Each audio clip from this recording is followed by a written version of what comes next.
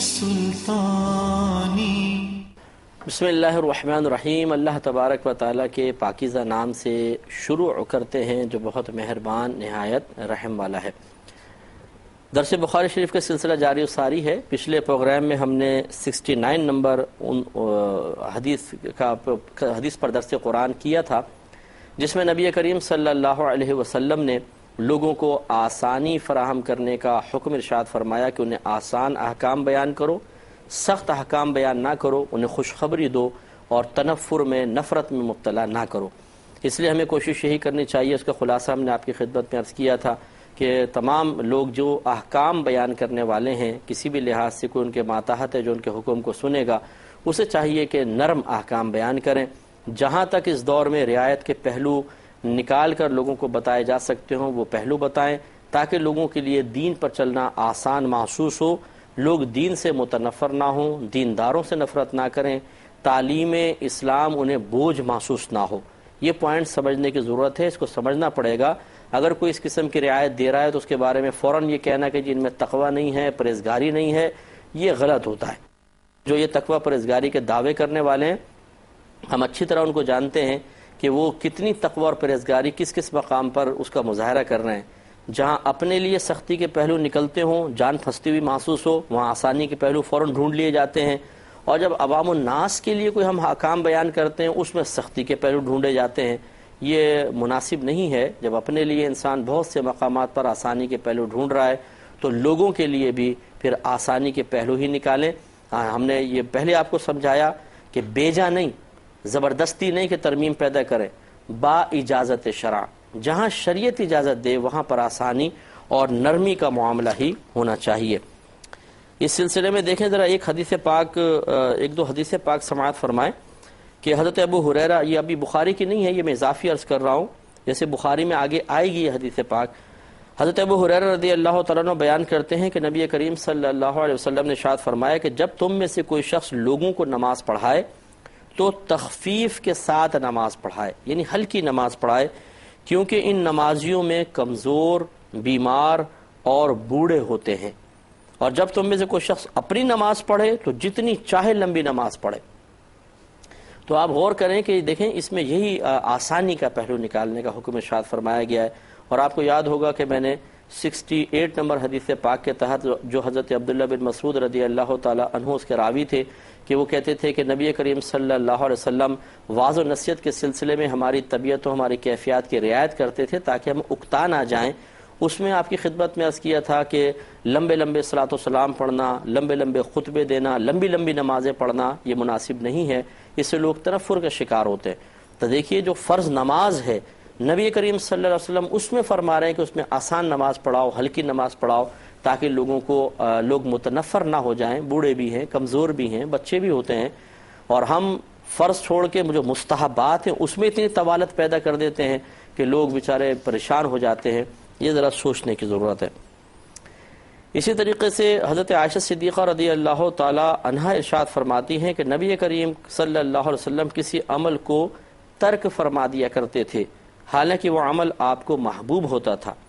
آپ کو یہ ناپسند تھا کہ لوگ اس عمل میں آپ کی اقتدا کریں پھر ان پر وہ عمل فرض کر دیا جائے، اور آپ کو یہ پسند تھا کہ مسلمانوں میں فرائض میں تخفیف کر دی جائے. یعنی نبی کریم صلی اللہ علیہ وسلم مسلسل ایک کام کو اس لیے نہیں کرتے تھے کہ اگر آپ تسلسل سے اس کو پابندی کے ساتھ کرتے تو امت کے لیے وہ واجب ہو جاتا. تو آپ بعض اوقات بہت سارے معاملات ایسے تھے جن میں کچھ عرصے کیا پھر چھوڑ دیا تاکہ قوم پر واجب نہ ہو جائے. تو تخفیف کے پہلو تلاش کرنا یہ تو نبی کریم صلی اللہ علیہ وسلم کی سنت کریمہ ہے. اس سے وہ ہمارے بھائی حاصل کریں جو ہر چیز میں تنگی کا پہلو ڈھونڈتے ہیں، سختی کا پہلو ڈھونڈتے ہیں اور اس کو تقوی کا نام دیتے ہیں. تقوی ہے، پرہیزگاری ہے. حالانکہ نبی کریم صلی اللہ علیہ وسلم سے بڑھ کر متقی کون ہوگا؟ آپ سے بڑھ کر صفت تقوی سے متصف کون ہوگا؟ آپ آسانی فراہم کریں اور آپ لوگوں کی زندگیاں تنگ کرتے رہیں. یہ شریعت ہماری اس کی تعلیم نہیں دیتی ہے. ایسے حضرات کو غور و تفکر کرنا چاہیے. اب دیکھیے ایک اگلی حدیث پر آتے ہیں. پہلے باب قائم کیا ہے امام بخاری رحمۃ اللہ علیہ نے کہ باب من جعل لأہل العلم ایاما معلومہ، اس شخص کا باب جس نے اہل علم کے لیے کوئی دن مقرر کر دیا ہو. اس میں حضرت عبداللہ رضی اللہ تعالی عنہ یعنی عبداللہ بن مسعود رضی اللہ تعالی عنہ کے بارے میں لکھا ہے، یہ کہتے ہیں کہ آپ لوگوں کو ہر جمعرات کے دن نصیحت کرتے تھے۔ یہ 70ویں حدیث ہے، حدیث نمبر بھی یاد رکھیے گا، 70ویں حدیث۔ تو حضرت عبداللہ بن مسعود رضی اللہ تعالیٰ عنہ لوگوں کو ہر جمعرات کے دن نصیحت کرتے تھے۔ ان میں سے ایک شخص نے کہا، اے ابو عبد الرحمن، آپ کی کنیت تھی، میں چاہتا ہوں کہ آپ ہمیں ہر روز نصیحت کیا کریں، ہر روز واعظ کیا کریں۔ حضرت عبداللہ بن مسعود رضی اللہ تعالیٰ عنہ نے ارشاد فرمایا کہ مجھے جو چیز اس سے روکتی ہے، باز رکھتی ہے، وہ یہ ہے کہ میں تمہیں ملال اور اکتاہٹ میں مبتلا کرنے کو ناپسند کرتا ہوں، اور میں نصیحت کرنے میں تمہاری اس طرح حفاظت اور رعایت کرتا ہوں جس طرح نبی کریم صلی اللہ علیہ وسلم اکتاہٹ اور ملال کے خدشے کے پیش نظر ہماری حفاظت اور رعایت فرمایا کرتے تھے۔ دیکھیں کتنی نفیس یہ حدیث پاک ہے۔ اس میں دو باتیں معلوم ہوئیں، ایک تو یہ کہ عبداللہ بن مسعود رضی اللہ تعالی عنہ نے لوگوں کو واعظ و نصیحت کی غرض سے ایک دن مقرر کر لیا تھا، اور یہ دن یقینی سی بات ہے کہ کوئی نبی کریم صلی اللہ علیہ وسلم نے یا قرآن نے مقرر نہیں کیا تھا۔ عبداللہ بن مسعود رضی اللہ تعالی عنہ نے لوگوں کی آسانی کے لیے خود وہ دن مقرر کیا تھا۔ لہذا معلوم ہوا کہ کسی عبادت کے لیے، کسی اچھے کام کے لیے کسی دن کو اپنے پاس سے متعین کر لینا، مقرر کر لینا، اس میں شرعاً کوئی قباحت نہیں ہے۔ لہذا اس سے مثال کے طور پہ جیسے سیدنا شیخ عبد القادر جیلانی رضی اللہ تعالی عنہ کی 11ویں منائی جاتی ہے، 11ویں تاریخ کو۔ اس طرح خواجہ صاحب کی 6ٹی منائی جاتی ہے 6ٹھے دن میں، اور 12 ربیع الاول میں 12 تاریخ کا دن۔ اسی طرح تیجا ہے، 40واں ہے، 10واں ہے، 20واں ہے، برسی ہے۔ تیجا تیسری دن ہوتا ہے، اور 10واں 10ویں دن، 20واں 20ویں دن، 40واں 40ویں دن، برسی 1 سال کے بعد ہوتی ہے۔ تو بعض اوقات اس میں وسوسہ پیدا ہوتا ہے کہ جب شریعت نے ان امور کے لیے دن مقرر نہیں کیے تو ہم کیسے کر سکتے ہیں؟ اس کا جواب یہ حدیث دے رہی ہے کہ اگر کسی دن کو اپنے پاس سے مخصوص کر لیا جائے کسی عمل کے لیے اور اسے فرض اور واجب نہ سمجھا جائے تو اس میں شرعاً کوئی حرج نہیں ہے، بلکہ یہ تو ایک صحابی رسول کا عمل ہے۔ اس لیے ان دنوں کے اندر خاص کوئی عبادت مقرر کرنا یا عبادات کو ان دنوں کے اندر مخصوص کر لینا، اگر تو یہ تعیین اور یہ تخصیص فرض یا واجب سمجھ کر نہ ہو اور اس کو شریعت کی طرف سے تخصیص قرار نہ دیا جائے، یہ نہ کہیں کہ شریعت نے ایسا کہا ہے، بلکہ ٹھیک ہے ہم نے کیا آسانی کے لیے کی ہے، تو اس میں کوئی حرج نہیں ہے۔ جیسے دیکھیں میں آپ کو مثال عرض کرتا ہوں کہ آج ہمارے جو دینی مدارس ہیں، چاہے وہ کسی بھی مکتب فکر سے تعلق رکھنے والے ہوں، ان کے اندر اوقات اور دن مخصوص ہوتے ہیں۔ مخصوص دنوں کے اندر یعنی مخصوص تاریخ میں سال کا آغاز ہوگا، مخصوص اوقات میں پیریڈز ہوتے ہیں، مخصوص اوقات میں کتابیں ختم ہوتی ہیں، مخصوص اوقات میں سال کا اختتام ہوتا ہے، مخصوص وقت میں بچوں کی دستار بندی وغیرہ ہوتی ہے، انہیں سندیں وغیرہ دی جاتی ہیں۔ تو یہ تمام جو ہم اوقات مخصوص کر رہے ہیں یا دن مخصوص کر رہے ہیں، شریعت نے تو نہیں کہا تھا، ہم اپنے پاس سے کر رہے ہیں، اس لیے اس میں کوئی حرج نہیں ہے۔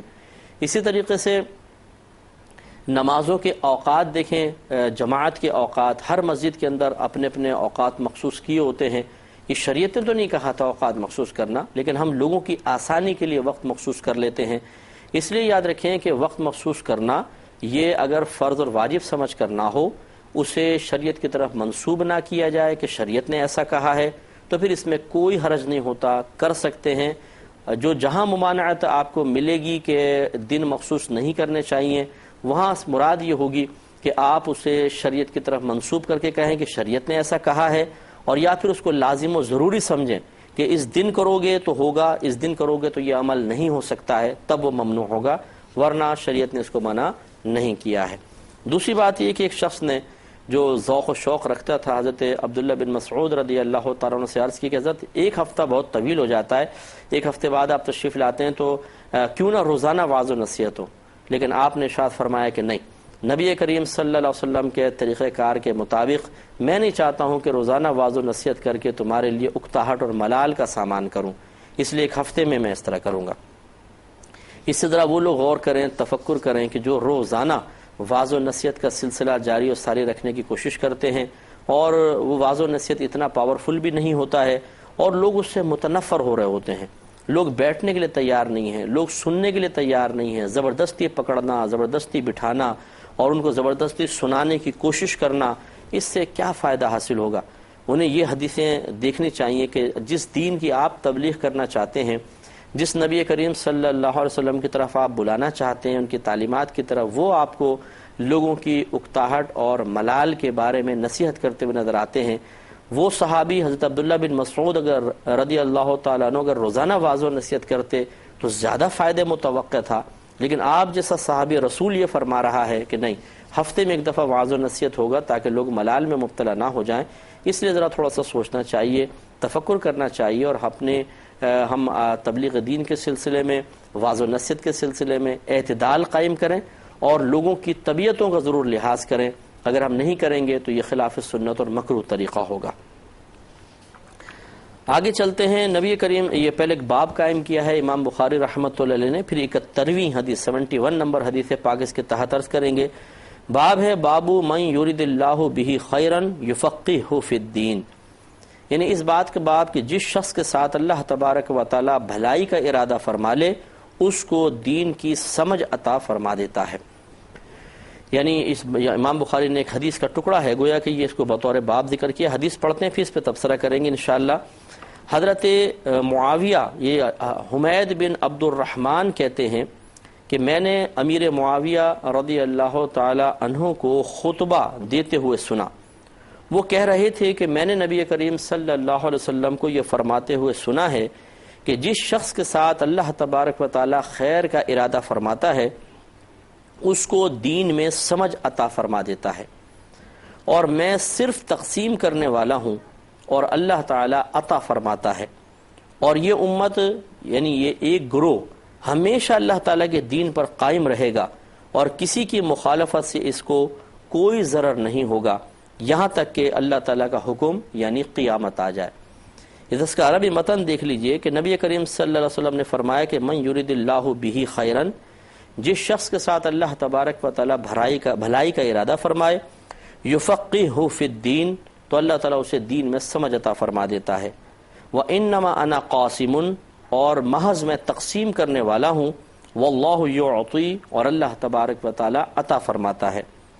ولن تزال هذه الامة قائمة على امر اللہ، اور ہمیشہ یہ ایک گروہ اللہ تبارک و تعالیٰ کے امر پر قائم رہے گا، یعنی اللہ کے دین پر چلتا رہے گا، اللہ تعالیٰ کے دین پر اس کو استقامت ملتی رہے گی۔ لا يضرهم من خالفهم، کسی بھی مخالفت کرنے والے کی مخالفت ان کو ضرر نہیں پہنچائے گی، حتی یأتی امر اللہ، یہاں تک کہ اللہ تبارک و تعالیٰ کا حکم یعنی قیامت آ جائے۔ تو یہ متن میں نے اس لیے بیان کیا، تھوڑا سا غور و تفکر فرمائے۔ امیر معاویہ رضی اللہ تعالیٰ عنہ اس کے راوی ہیں۔ پہلی بات نبی کریم صلی اللہ علیہ وسلم نے فرمایا کہ اللہ تعالیٰ جس شخص کے ساتھ بھلائی کا ارادہ فرما لیتا ہے اسے دین کی سمجھ عطا فرماتا ہے۔ تو اس کا مطلب یہ ہوا کہ جو لوگ دین کی طرف مائل ہوتے ہیں، دین کو سمجھنا شروع کر دیتے ہیں، یہ کوئی بیوقوف طبقہ نہیں ہے، یہ کوئی دنیا سے کٹا ہوا طبقہ نہیں ہے، یہ کوئی عقل کی کمی کا شکار طبقہ نہیں ہے، بلکہ یہ اللہ کے محبوب بندے ہیں۔ اللہ تعالیٰ ان سے بھلائی کا ارادہ رکھتا ہے، تبھی ان کو دین کی فقہ اور سمجھ عطا فرما رہا ہے۔ لہٰذا جو اپنے اور بھائی دین سیکھنے کی طرف مائل ہیں، اپنی طبیعت کا میلان محسوس کر رہے ہیں، وہ کتابیں پڑھتے ہیں، دینی کتابیں پڑھتے ہیں، علماء کے بیانات سنتے ہیں اور ایسی محافل تلاش کرتے ہیں جہاں پر دین سکھایا جا رہا ہو، تو وہ سمجھ جائیں اور اپنے لیے آسانی سے فیصلہ کر سکتے ہیں کہ آپ کے لیے اللہ تعالیٰ بھلائی کا ارادہ رکھتا ہے۔ اور ہمارے وہ بھائی بہن ذرا تشویش کا شکار ہو جائیں کہ جو دین کی طرف مائل ہونے کے لیے تیار نہیں ہیں۔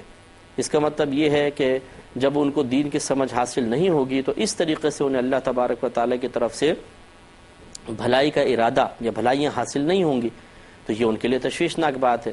اس لیے کوشش یہ کرنی چاہیے کہ اپنے دین کو سمجھیں۔ ہم علماء اور دین ایسے نہیں سمجھ میں آتا کہ آپ کتابیں اپنی لائبریری بنا لیں اور خود پڑھنا شروع کر دیں۔ جیسے کہ بعض لوگ ہوتے ہیں جی ہمارے پاس تو بڑی کتابیں ہیں اور ہم نے بڑا مطالعہ کیا ہے۔ مطالعہ تو کیا ہے، لیکن کیا اس مطالعے سے جو کچھ آپ نے سمجھا اور جس نتیجوں کو آپ نے مرتب کیا واقعی وہ صحیح بھی ہے کہ نہیں ہے؟ اس میں بعض اوقات بہت بڑی خرابیاں پیدا ہو جاتی ہیں اور نقصان ہوتا ہے، دینی لحاظ سے بہت بڑا نقصان ہو جاتا ہے۔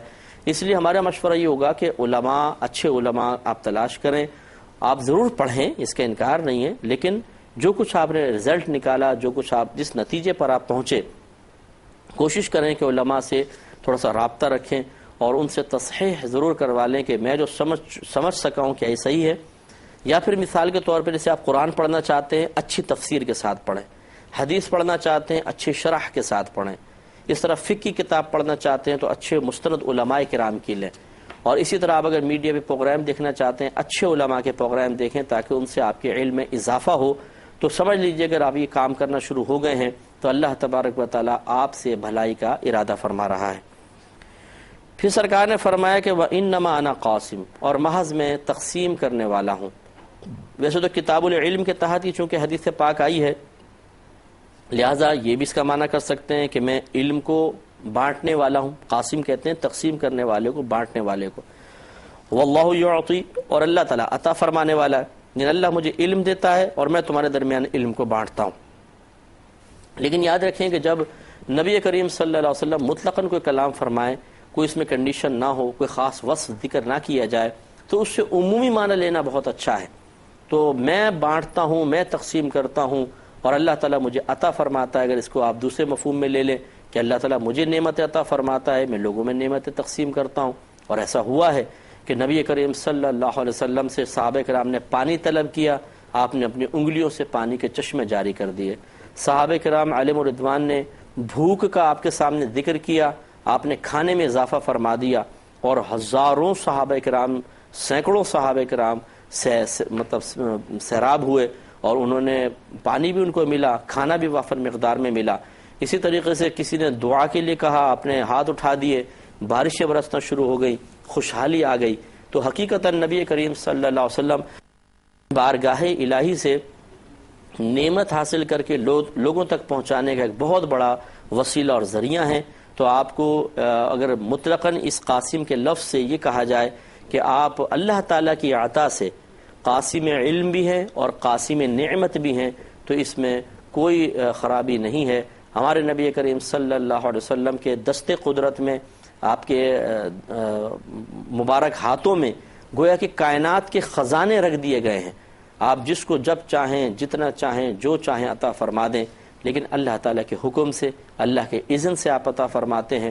آپ نے لوگوں کو مالا مال کیا ہے.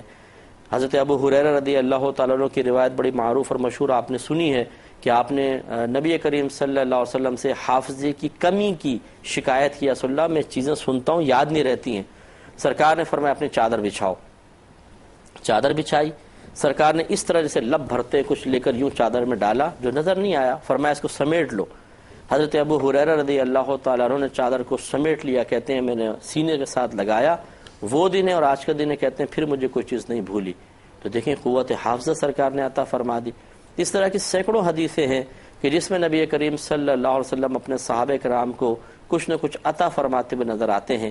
تو اگر ان تمام چیزوں کو سامنے پیش نظر رکھتے ہوئے قاسم کا مفہوم نکالا جائے تو یہ بیجا نہ ہوگا کہ اللہ تبارک و تعالیٰ اپنے نبی کو صلی اللہ علیہ وسلم علم اور دیگر نعمتیں عطا فرماتا ہے اور آپ اللہ تعالیٰ کے حکم سے، اللہ تعالیٰ کی اجازت سے اسے لوگوں میں تقسیم فرماتے ہیں.